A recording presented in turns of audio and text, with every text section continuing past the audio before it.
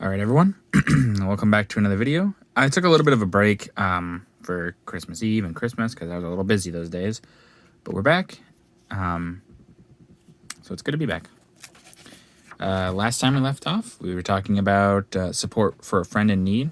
So the help from Britain and France to Belgium.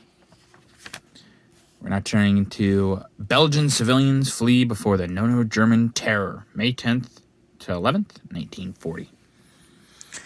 It's driven from their homes.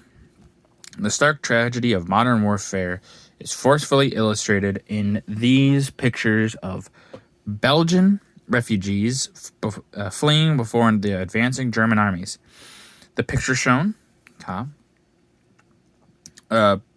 pictures show refugees leaving a shattered town carrying the belongings, and below, an aged Belgian couple fleeing before the invader take a much needed rest by the roadside. So here we see Belgian civilians leaving their ruined town. It's just unfortunate. And then an older couple taking a rest, which I'm sure they're exhausted and just scared as to what might happen to them. It says, with all their worldly goods, May 10th to 11th, 1940. Flight from the bombs. The retreating refugees constituted a grave problem for the defending forces.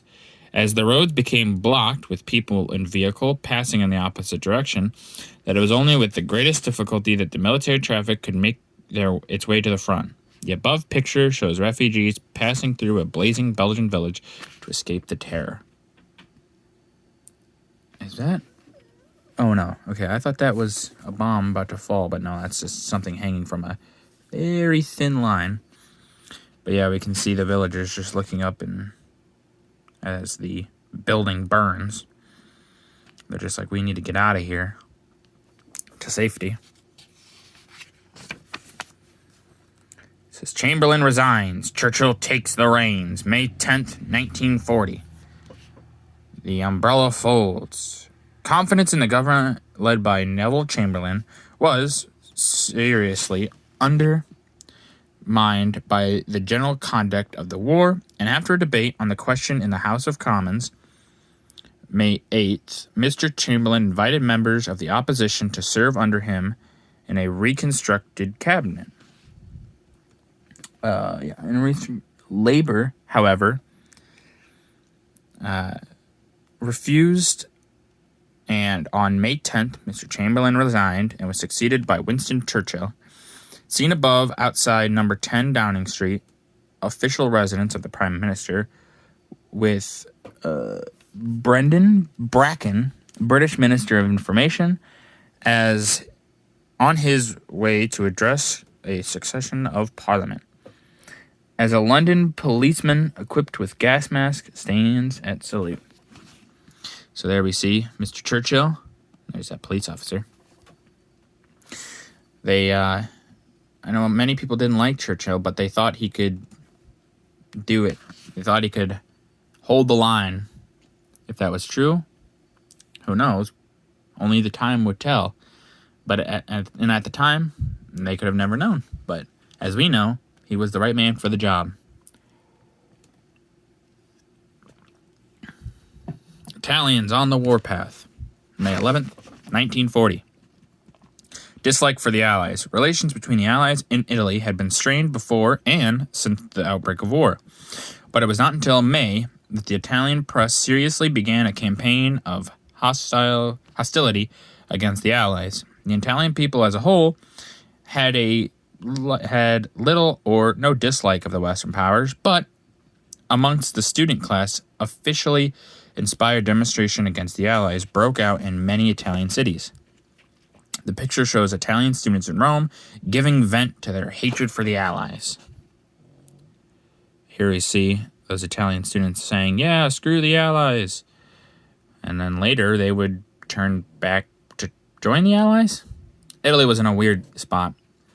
Many people they felt kind of jaded for what they wanted in World War One, they didn't really get, because the other allies saw it as not very. They didn't do very much, but so Italy had a very hate relationship for those that they worked with in the First World War. And let's see. We're going to do this page, and then that's going to be the last one for this video. The rubber boat becomes a vital part of modern warfare. May 1st to the 14th, 1940. It says, Germans overrun Holland in a 5-day campaign. While no German paratroopers were landing behind the Dutch lines, armored columns were crossing the frontier. By the night of May 10th, these had advanced to the Maas, crossed the river, and entered Maastricht. The following day, they crossed the Albert Canal over a bridge which had not been blown by the defenders. Further north, the enemy crossed the river Yssel near Arnhem, and by May 12th, both the Maas and Yssel had been crossed at several points, and the Dutch troops were falling back. By the 13th, the situation had become so serious that Queen Wilhelmina and the government sought refuge in England. Meanwhile, German forces advancing in North Brandon had captured the Moerdijk Bridge, which connects that province with South Holland, and armored columns in the very heart of the country established contact with airborne troops that had landed in the opening days of the campaign. Rotterdam fell, and at 1 a.m. on May 14th, the Dutch commander gave up further resistance.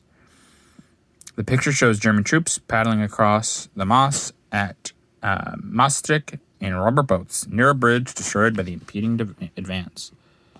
Here we see these Germans in their rubber boat.